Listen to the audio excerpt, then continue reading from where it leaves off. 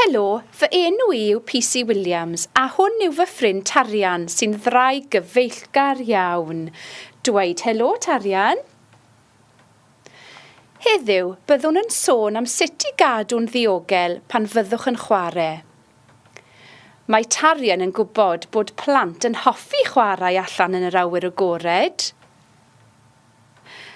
Mae hynny'n iawn Tarian, mae'n hwyl ac mae'n ein helpu ni gadw'n iach.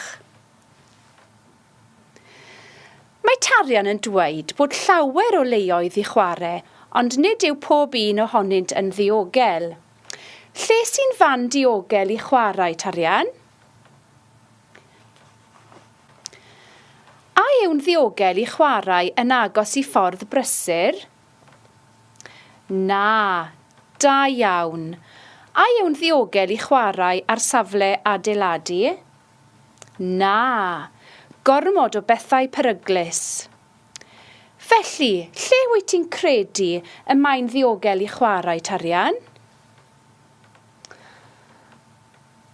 Ardderchog, rwyt ti'n gywir. Mae Tarian yn dweud, yn yr ardd gartref neu yn y parc gyda'n ffrindiau. Roedd hwn ar fi'n dweud hynny. Mae Tarian yn dweud ei bod yn fwy diogel i chwarae lle mae eich rhieni neu'r bobl sy'n gofalu amdanoch yn dweud wrthych ei bod yn ddiogel i chwarae a'i bod wrth law i gael help pe byddech ei angen. Ffantastig, da iawn, Tarian. Beth ddylech ei wneud os bydd rhywbeth annisgwyl yn digwydd pan fyddwch yn chwarae? Mae Tarian yn dweud y dylech ofyn i oedolyn yr ydych yn ymddiried ynddo am help. Felly, pwy allai hwnnw fod, Tarian? Eich rhieni neu'r bobl sy'n edrych ar eich ôl? Ie. Athro neu athrawes? Ie, syniad da. Neu hyd yn oed swyddog heddlu. Ond Tarian, beth os na allu di weld oedolyn yr wyt yn ymddiried ynddo? Ie'n wir, Tarian.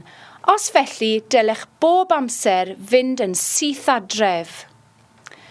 Dyna'r cyfan am nawr. Dywed hwyl fawr, Tarian. Gobeithio y byddwch yn cofio popeth rydym wedi sôn amdanynt heddiw. Chwaraewch yn ddiogel ac aroswch yn ddiogel.